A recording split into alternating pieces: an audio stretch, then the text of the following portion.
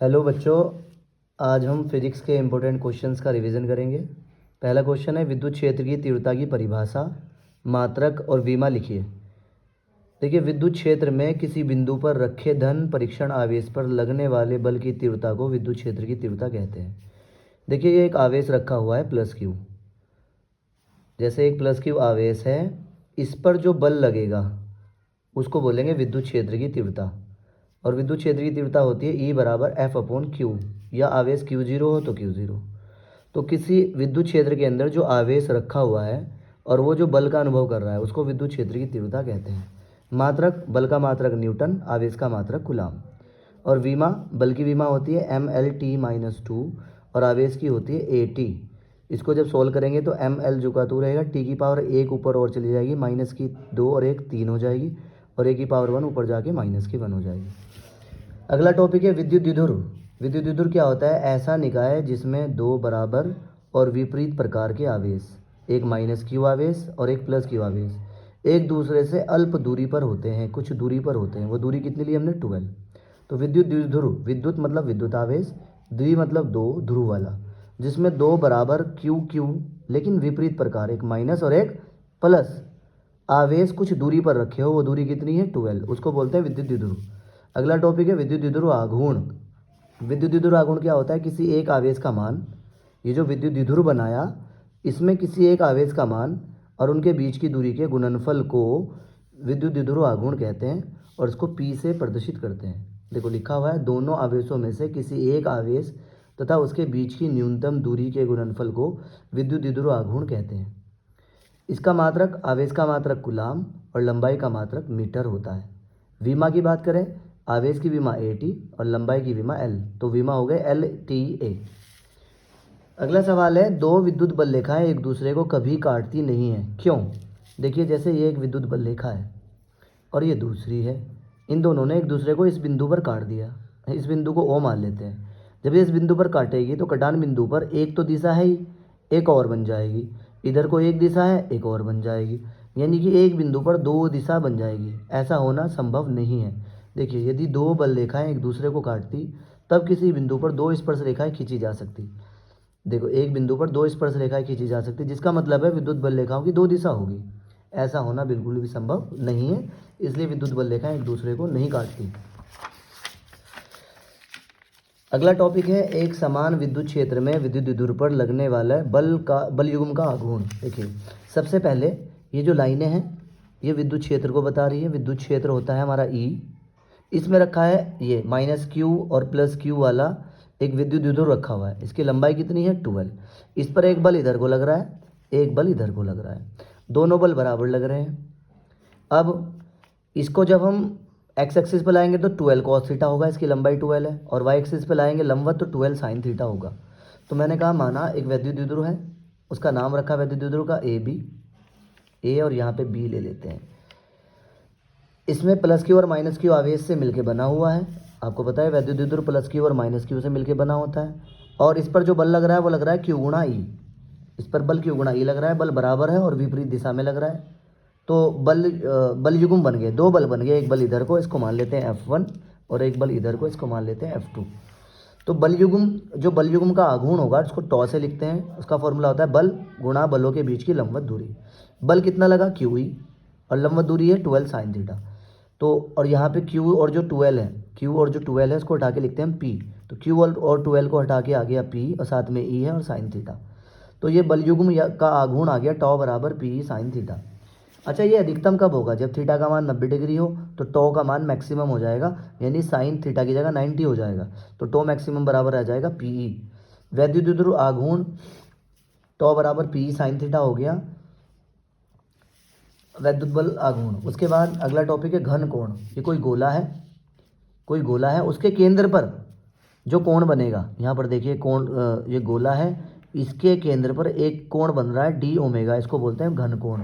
किसी गोलीय पृष्ठ का क्षेत्रफल गोले के केंद्र पर जितना कोण अंतरित होता है, किसी गोले के पृष्ठीय क्षेत्रफल की में उसके केंद्र पर जितना कोण बनता है, यानी कि D ओमेगा बना, उसको बोलते हैं घन कोण। मैंने कहा यहाँ पर जो पृष्ठीय क्षेत्रफल है वो DA है, और घन कोण कितना बनना है डी ओमेगा, तो डी ओमेगा का फॉर्मूला होगा डी ए, और इसकी त्रिज्या कितनी है आर, तो आर का स्क्वायर, तो डी ओमेगा बराबर डी ए अपॉन आर का स्क्वायर, और घन कोण का मात्रक होता है स्टेरेडियन। इतना काफ़ी है।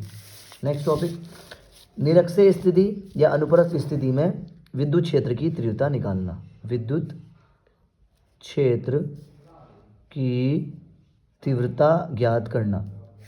देखिए इसमें दो बराबर आवेश है, एक माइनस क्यू और एक प्लस क्यू, इनके बीच की दूरी है 12। ये विद्युत द्विध्रुव हो गया, इसका नाम है ए बी। माना ए बी एक वैद्युत द्विध्रुव है जिसकी लंबाई 12 है। इसके मध्य बिंदु ओ से आर दूरी पर निरक्षीय स्थिति में एक बिंदु पी है जिस पर हमें विद्युत क्षेत्र की तीव्रता ज्ञात करनी है।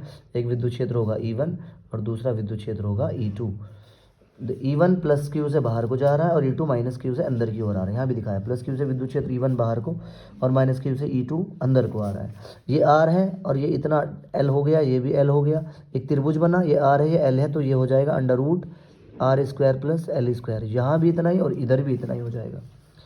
अब मैंने माना कोई वैद्युत द्विध्रुव ए बी है जो किसी माध्यम में रखा है, उसका पराविद्युतांक K है। इसके मध्य बिंदु O से R दूरी पर वही निरक्षीय स्थिति में एक बिंदु P है, जैसा मैंने क्लास में कराया हुआ उसके हिसाब से करिएगा। प्लस क्यू आवेश के कारण जो विद्युत क्षेत्र होगा E1 बराबर 1/4πε0 Q प्लस क्यू से अपॉन दूरी यहाँ से लेके यहाँ तक है under root R square plus L square का होल स्क्वायर हो जाएगा। अंडर रूट स्क्वायर से हट जाएगा, समीकरण 1 बन जाएगी। फिर माइनस क्यू आवेश के कारण E2 देखा 1/4πε0 Q अपॉन सेम हो गया, E1 की वैल्यू और E2 की वैल्यू सेम हो गई। अब मैं जब इस बिंदु P पे देखता हूँ, बिंदु P पे इधर को कौन सा विद्युत क्षेत्र जा रहा था E1 और इधर को जा रहा था E2, और कोण कितना बन रहा था यहाँ पे थीटा, यहाँ पे कोण बन रहा था थीटा। तो इसको इधर लाएंगे तो ये होगा E1 साइन थीटा और इसको इधर लाएंगे तो E2 साइन थीटा। आपको पता है E1 और E2 के मान बराबर है तो कैंसिल आउट हो जाएगा और ये दोनों हो जाएंगे इधर E1 कॉस थीटा और ये दूसरा भी E2 कॉस थीटा, दोनों जुड़ जाएंगे। तो E बराबर E1 cos theta plus E2 cos theta. लेकिन आपने देखा E1 और E2 का मान बराबर है तो ये E बराबर हो जाएगा 2E1 कॉस थीटा मान लीजिए। और कॉस थीटा का फॉर्मूला होता है आधार बटे कर्ण, यहाँ लिखा हुआ है आधार बटे कर्ण। आधार था इसमें L और कर्ण था under root R square plus L square. तो यहाँ से जो E का फॉर्मूला है वो हो गया था 2E1 कॉस थीटा, यानी E बराबर 2 गुणा E1 की वैल्यू हो गई थी 1/4πε0 Q upon R square plus L square, और कॉस थीटा का फॉर्मूला आधार बटे कर्ण, आधार L था और कर्ण था under root R square plus L square. तो E बराबर 1/4πε0 Q इंटू 12 को हम कहते हैं P और नीचे आ जाता R square plus L square की पावर 3/2। एल स्क्वायर खत्म हो जाएगा, स्क्वायर से स्क्वायर कट जाएगा, तो E बराबर फॉर्मूला आ जाएगा 1/4πε0 P अपॉन आर की घात 3। ये निरक्षीय स्थिति में विद्युत क्षेत्र की तीव्रता आ गई है। उसके बाद गाउस की पर में इंपॉर्टेंट टॉपिक है, ये कोई बंद पृष्ठ है, बंद पृष्ठ में से गुजरा है विद्युत फ्लक्स, विद्युत फ्लक्स को कहते हैं φE। उसके भीतर रखे आवेश, आवेश रखा हुआ है प्लस क्यू, उसका 1/ε0 गुना होता है। दोबारा पढ़ देता हूँ, इस नियम के अनुसार किसी बंद पृष्ठ से गुजरने वाला विद्युत फ्लक्स उस पृष्ठ द्वारा घिरे कुल आवेश Q का 1/ε0 गुना होता है, यानी φE बराबर Q गुणा 1/ε0। QE कम Q/ε0 हो जाएगा। अब इसको प्रूफ करते हैं कैसे। माना मैंने एक बिंदु आवेश प्लस क्यू, ये रहा बिंदु आवेश प्लस क्यू, एक बंद पृष्ठ के भीतर किसी बिंदु O पर स्थित है, इससे R दूरी पर, इससे यहाँ से R दूरी पर कोई बिंदु P है, यहाँ पर कोई बिंदु P है, जहाँ पर प्लस से विद्युत क्षेत्र बाहर को गया E, और ये जो इतना है ये है पृष्ठीय क्षेत्रफल D है। तो विद्युत क्षेत्र और पृष्ठीय क्षेत्रफल के बीच का कोण थीटा है। तो इसके हिसाब से मैं विद्युत फ्लक्स जब निकालूंगा तो φ बराबर डी फाई बराबर होगा Q अपॉन 1/4πε0। इसमें वैसे तो फाई का फॉर्मूला लगता है फाई बराबर E इंटू डी ए, और यहाँ से E का फॉर्मूला होता है 1/4πε0 Q अपॉन आर स्क्वायर, साथ में डी है, और ये D A upon R square को हम डी ओमेगा कहते हैं। तो इसलिए यहाँ पे लिख दिया इन्होंने Q upon 4πε0 into D omega, यहाँ से आ गया ये। अब यहाँ पे डी ओमेगा है, यहाँ पे डी फाई है। जब दोनों तरफ डी हो तो पूरे पृष्ठ का वैद्युत फ्लक्स निकालने के लिए समाकलन करेंगे, और जब समाकलन करेंगे डी फाई का फाई हो जाएगा, और इसका समाकलन करेंगे तो डी ओमेगा पूरे गोले के लिए जो डी ओमेगा का वैल्यू है वो 4π होता है। 4π से 4π कैंसिल आउट आ गया, तो फाई बराबर Q अपॉन ε0 आ गया। गाउस की प्रमेय प्रूफ हो गई। अब गाउस के प्रमेय का अनुप्रयोग आ सकता है कि गाउस के प्रमेय का अनुप्रयोग करके अनंत लंबाई के एक समान आवेशित तार के निकट विद्युत क्षेत्र की तीव्रता निकालिए। देखिए एक तार है, इस पर प्लस क्यू आवेश है इसके पूरे लंबाई पर, तो इस अनंत लंबाई वाले तार के कारण विद्युत क्षेत्र की तीव्रता निकालनी है। तो गाउस की प्रमेय अगर लगानी है तो बंद पृष्ठ होना चाहिए। सबसे पहले हमने इसके चारों तरफ एक बेलनाकार पृष्ठ की रचना कर ली। ये बेलनाकार पृष्ठ है, गाउस से बेलनाकार पृष्ठ, और इससे आर दूरी पर, या मान लीजिए जो गोलाकार पृष्ठ है इसकी त्रिज्या आर है, या आर दूरी पर एक बिंदु पी है, उस पर विद्युत क्षेत्र ई है, यानी कि बाहर को विद्युत क्षेत्र कौन जा रहा है, ई जा रहा है। और पृष्ठीय क्षेत्रफल भी जो पृष्ठ होता है उससे बाहर को होता है डी है। यहाँ भी पृष्ठ से बाहर को विद्युत क्षेत्र, इसका पृष्ठीय क्षेत्रफल हो गया डी है। माना अनंत लंबाई का एक समान आवेशित तार है। जब तार की लंबाई में आवेश हो तो उसको बोलते हैं रेखीय आवेश घनत्व लैम्डा।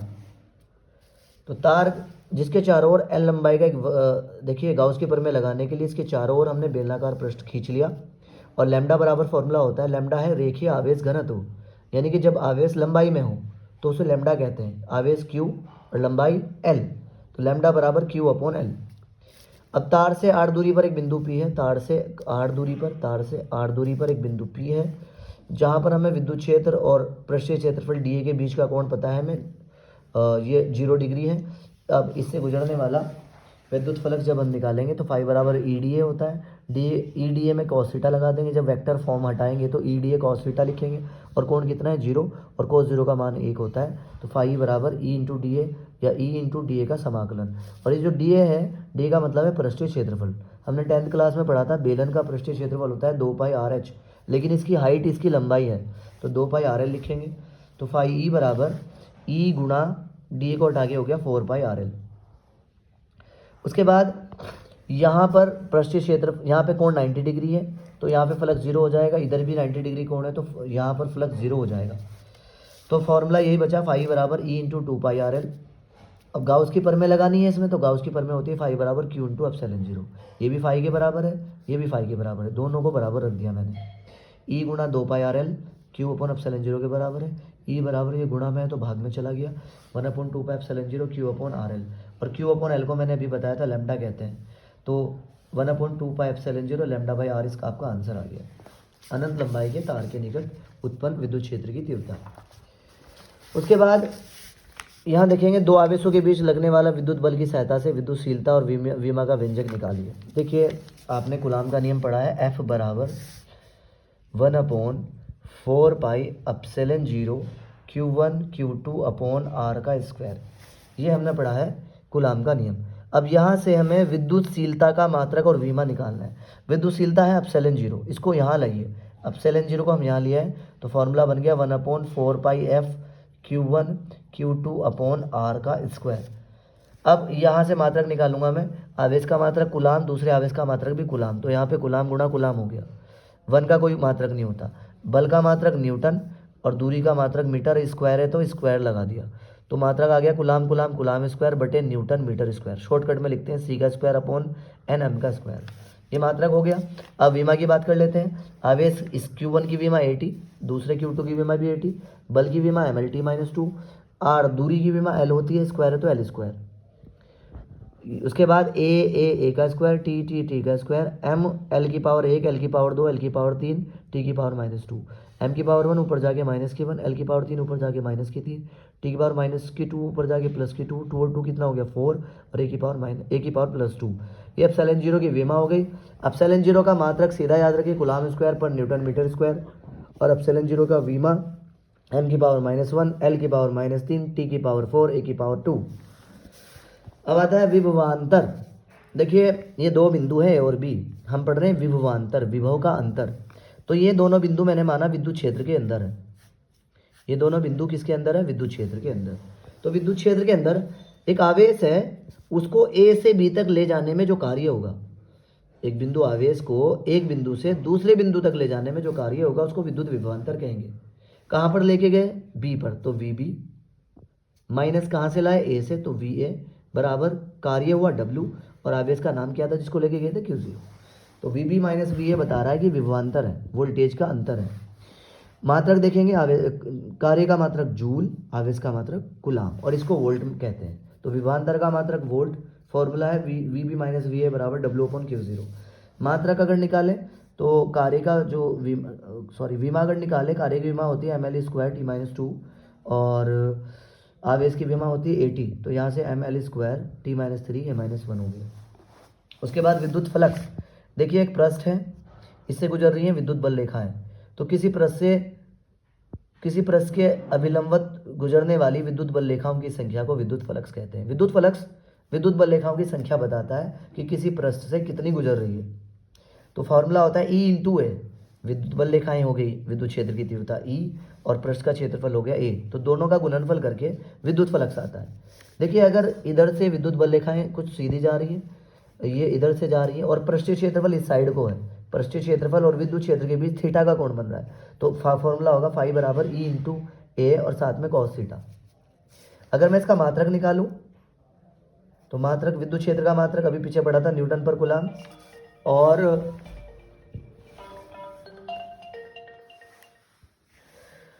क्षेत्रफल का पढ़ा था मीटर स्क्वायर, तो न्यूटन मीटर स्क्वायर पर कूलम। उसके बाद अनुगमन वेग को अपवाह वेग भी कहते हैं। अनुगमन वेग और अपवाह वेग किसे कहते हैं? विद्युत धारा और अनुगमन वेग में संबंध बताइए। देखिए ये मेरे पास कोई एक चालक तार है, चालक तार वो होता है जिसमें विद्युत धारा आसानी से बहती है। इसके सिरों के बीच जब हम बैटरी जोड़ते हैं तो चालक में इलेक्ट्रॉन होते हैं, मुक्त इलेक्ट्रॉन, तो मुक्त इलेक्ट्रॉन चलना शुरू कर देते हैं जैसे बैटरी हम जोड़ते हैं, जैसे ही हम ऊर्जा देते हैं।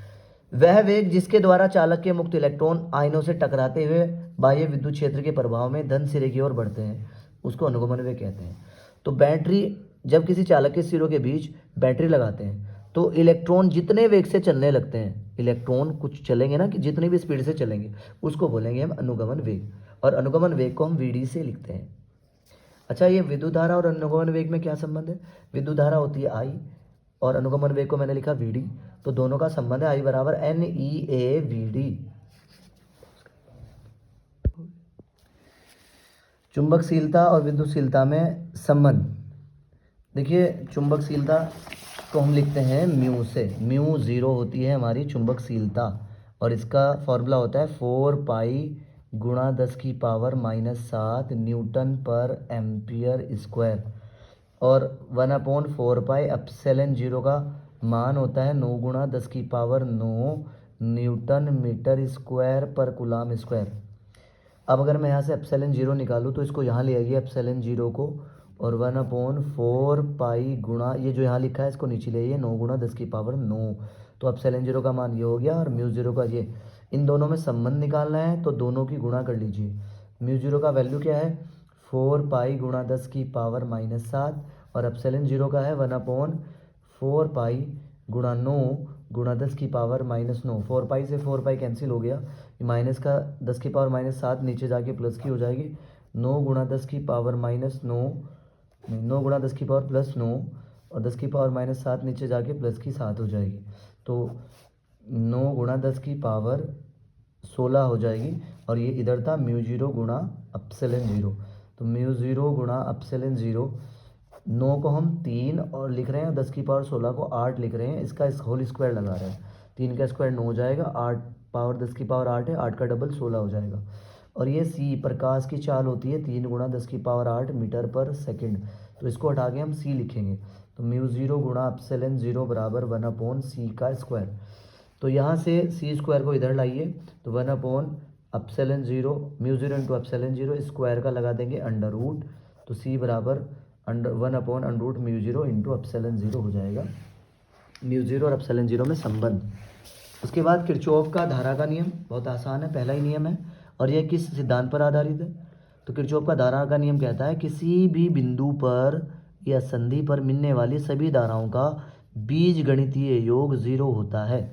मतलब अगर आपने इस बिंदु पर आने वाली धारा को पॉजिटिव कहा, प्लस का I1 कहा, ये जाने वाली धारा है तो माइनस का I2 कहा, ये जाने वाली धारा है तो माइनस का I3 कहा, ये भी बिंदु से जा रही है तो माइनस का I4, ये भी जा रही है तो माइनस का I5, तो सबको मिला के 0 आएगा। तो किसी बिंदु पर मिलने वाली सभी धाराओं का बीजगणितीय योग 0 होता है, और यह आवेश के सिद्धांत पर आधारित है। इसी के साथ साथ हम किरचॉफ का द्वितीय नियम भी सीख लेते हैं। किरचॉफ का द्वितीय नियम, किरचॉफ का द्वितीय नियम।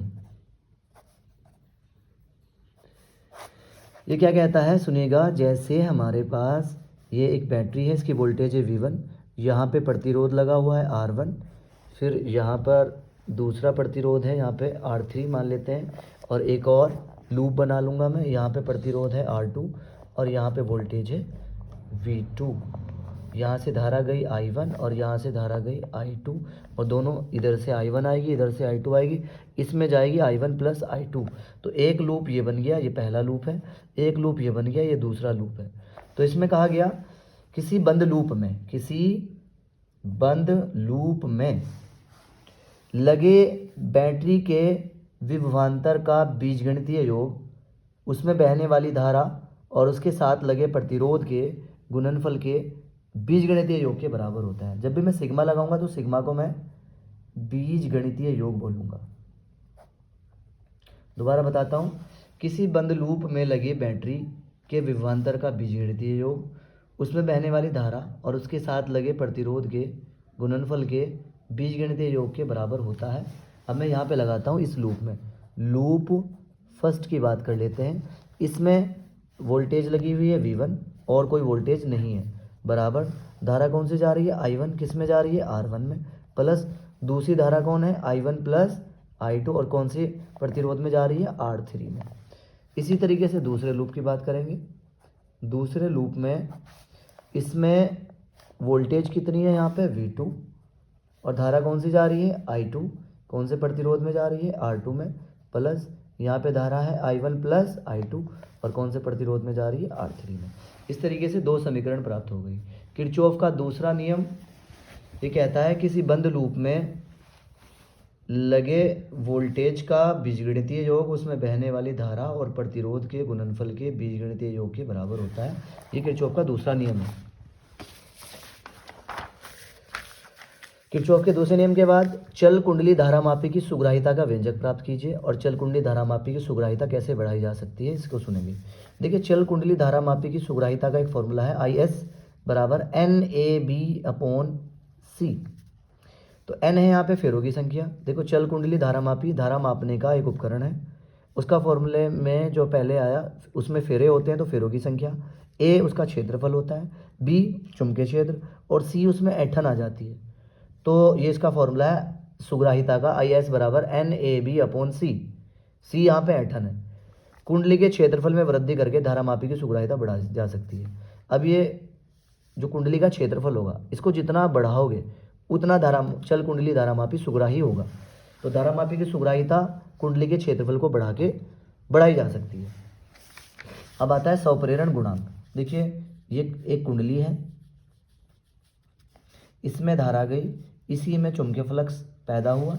तो सुनिएगा, जब किसी कुंडली का स्वप्रेरण गुणांक उस प्रेरित विद्युत वाहक बल के संख्यात्मक मान के बराबर होता है जो इस कुंडली में धारा परिवर्तन की दर एकांक होने पर उत्पन्न होती है। मतलब समझिए, जब किसी कुंडली में धारा में परिवर्तन होता है तो उस कुंडली में विद्युत चुंबकीय फ्लक्स पैदा हो जाता है और चुंबकीय फ्लक्स का मान बहने वाली धारा के समानुपाती होता है। समानुपाती को हटाकर यहाँ L आया। L एक नियतांक है जिसको हम क्या कहते हैं, स्वप्रेरण गुणांक।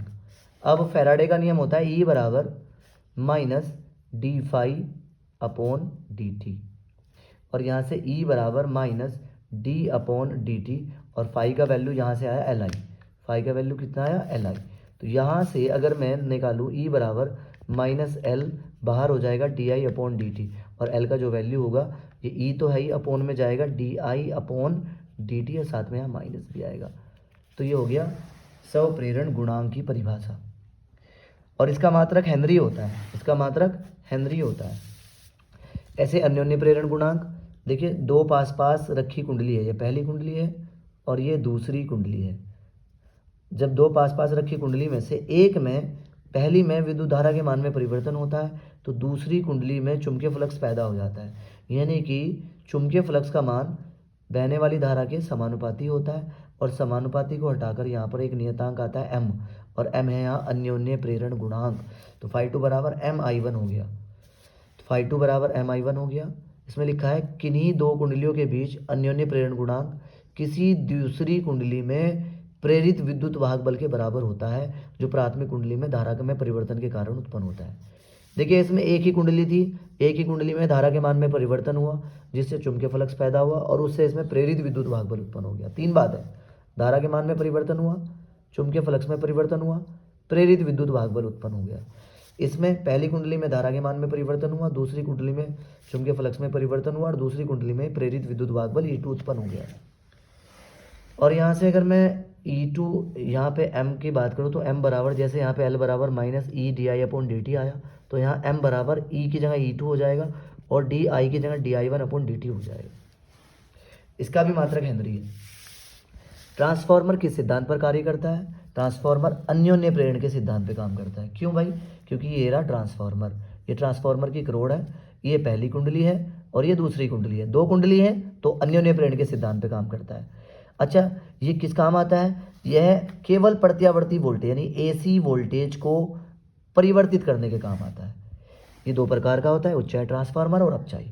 उच्चाई जैसे कि नाम में पता है, ज़्यादा वोल्टेज करने वाला, यानी जो निम्न वोल्टेज को, निम्न AC वोल्टेज को ज़्यादा उच्च AC वोल्टेज में बदलता है। अपचाई ट्रांसफार्मर जो ज़्यादा हाई वोल्टेज को लो वोल्टेज में बदलता है। अब ट्रांसफार्मर का परिणामन अनुपात, परिणामन अनुपात कुछ नहीं है, यह है फेरों की संख्या का अनुपात। जैसे मैंने कहा, या पहली कुंडली में फेरों की संख्या N1 है और दूसरी में N2 है, तो N1/N2 किसके बराबर होता है? I2/I1 के, और V1/V2 के, और E1/E2 के। सब में ऊपर 1 आ रहा है लेकिन धारा में I2 आ रहा है बस। तो ट्रांसफार्मर की द्वितीय कुंडली में फेरों की संख्या और प्राथमिक कुंडली में फेरों की संख्या के अनुपात को परिणामन अनुपात कहते हैं। ट्रांसफार्मर का परिणामन अनुपात मतलब दूसरी कुंडली में कितने फेरे हैं, पहली कुंडली में फेरे कितने हैं और दूसरी कुंडली में फेरे कितने हैं, दोनों का अनुपात परिणामन अनुपात कहलाता है। अगला टॉपिक है अनुनादी परिपथ। अनुनादी परिपथ, देखिए ये एक मैं परिपथ बना रहा हूँ जिसमें प्रतिरोध है R, कुंडली है L और संधारित्र की धारिता है C। RLC परिपथ में प्रत्यावर्ती वोल्टेज लगाई V, यहाँ से धारा बहेगी, तो R की वोल्टेज होगी VR, L की वोल्टेज होगी VL और C की वोल्टेज होगी VC। यहाँ से इसमें पूरे में धारा बहेगी। तो अनुनादी परिपथ मीन्स रेजोनेंस सर्किट कब बनेगा? ये तब बनेगा जब L का जो प्रेरकीय प्रतिघात है XL, वो C यानी धारिता की प्रतिघात XC के बराबर हो जाए। जब XL XC के बराबर होगा, XL XC के बराबर होगा, तो XL का फॉर्मूला होता है ω/L, ये लिखा है, और XC का होता है 1/ωc। ओमेगा को इधर ले आइए तो ओमेगा गुणा ओमेगा, और यहाँ हो जाएगा 1/LC, L यहाँ आ गया, तो ओमेगा स्क्वायर बराबर 1/LC, तो ओमेगा बराबर स्क्वायर का अंडरूट लग जाएगा, अंडरूट में LC, और यहाँ ओमेगा को कहते हैं हम 2πf। तो यहाँ पर F बराबर हो जाएगा 1/2π√LC। F बराबर F0 बराबर 1/2π√LC। क्लास में मैंने बहुत अच्छे से कराया है पूरा। तो अनुनादी परिपथ में XL XC के बराबर होता है और अनुनादी आवृत्ति होती है F0 बराबर 1/2π√LC। विद्युत चुंबकीय तरंगे किसे कहते हैं? अगला टॉपिक है विद्युत चुंबकीय तरंगे किसे कहते हैं, इनके गुण लिखिए। तो जो तरंगे विद्युत क्षेत्र और चुंबकीय क्षेत्र के ज्यावक्रीय दोलन से बनती है, मतलब ये देखिए, ये विद्युत क्षेत्र का साइनोसोडल वेव है, ये चुंबकीय क्षेत्र की साइनोसोडल वेव। साइनोसोडल मीन्स मतलब ज्यावक्रीय दोलन हो रहा है, दोनों को मिलाकर जो बनी उसको विद्युत चुंबकीय तरंग कहा गया।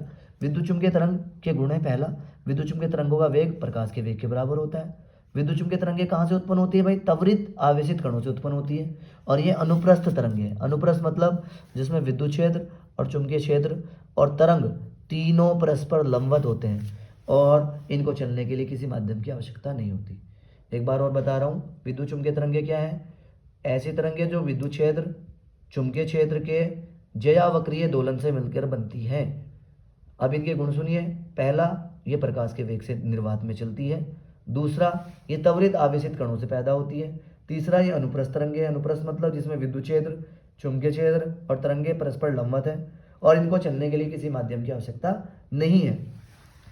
हमारी पहली बुक का रिवीजन हो गया, अब दूसरी का शुरू कर रहे हैं।